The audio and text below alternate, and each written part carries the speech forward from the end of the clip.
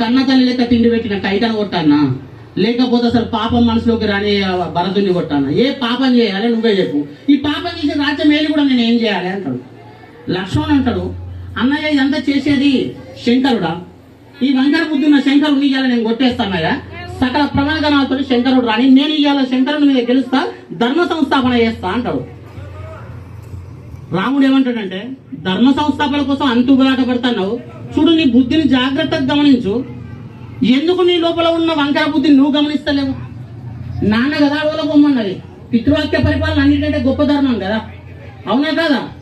పిల్లగాడు ఉంటాడండి ఇంట్లో, నాన్న చదువుకోమంటాడు. పిల్లగాడు చదువుకుంటున్న టైంలో అమ్మ దుకాణం పోయి ఉప్పు ప్యాకెట్ అంటది.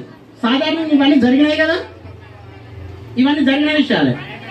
ఇంటి పక్కనే దుకాణం ఉంటుంది, ఇదే ఇల్లు ఇదే దుకాణము. పిల్లవానికి ధర్మ సంకటం, నాన్న చదువుకోమన్నాడు, చదువుకోవన్నా. అమ్మ దుకాణం పోమంది, దుకాణం పోవన్నా. పిల్లవాడు అత్యద్భుతమైన ధర్మ నిర్ణయం చేస్తాడు, దుకాణం పోవాలి. అవునా? ఇది కూడా దుకాణం తొమ్మ చెప్పాలి, అమ్మ ఎట్లా పోమన్నది. సో ఇంటికి వెళ్తారు, ఇది దుకాణం ఇట్లా వెళ్తారు, ఇట్లా వెళ్ళి ఊరు మొత్తం అట్లా తిరిగి దుకాణానికి వస్తారు, మళ్ళీ ఇట్లా వస్తారు. చూస్తున్నారు అంటే మన సంకల్పం ఎట్లా ఉంది, మన ఉద్దేశం ఎట్లా ఉంది. లక్ష్మణుని అడుగుతాడు, లక్ష్మణ నీ ఉద్దేశము నాన్నగారు అడవులో పోమన్నప్పుడు అడవులకు పోవాలని ఎందుకు అనిపించలేదు? రాజ్యం మీద మోహం ఉందా? నాన్నగారి మాట మీద సత్యం వాక్కు ఉందా అని అడుగుతాడు. మన ఇళ్లలో పిల్లలు తండ్రి చెప్పినట్టు శ్రద్ధగా వింటున్నప్పుడు రామాయణం యొక్క మహత్యం తక్కువే ఉంటుంది. కానీ ఎప్పుడైతే పిల్లలు శ్రద్ధగా వింటలేరో అప్పుడు రామాయణం పిల్లలకు వినిపించాల్సి ఉంటుంది.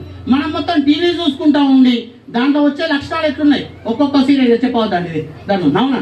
అటువంటివి చూస్తే మనకి ఏమవుతుంది?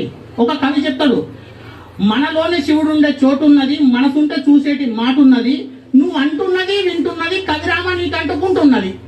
మనం ఏమంటున్నాం ఏం వింటున్నాం అది మనకు అంటుకుంటున్నది. రోజు మా పిల్లలు సీరియల్ పెడతాం, మీకు ఏమంటుకుంటుందో ఆలోచించండి. చేతితోటి పెంట ఎత్తుతాం, కడుక్కుంటాం. ఈ చేతితోటి పూలు ఎత్తుతాం, కడుక్కుంటాం. కడుక్కున్న తర్వాత కూడా చేయి పెంట వాసన వస్తుంది, ఈ చేయి పూల వాసన వస్తుంది. మీరు పూలను పట్టుకుంటారా పెండను పట్టుకుంటారా చూడండి. రోజు చెత్త వేస్తే అది బంగారం పెట్టవుతుంది. మనం సత్యమైన విషయాలే కదా రాముడు ఏ విధమైన నిర్మాణం చేసిండు అన్నది. తర్వాత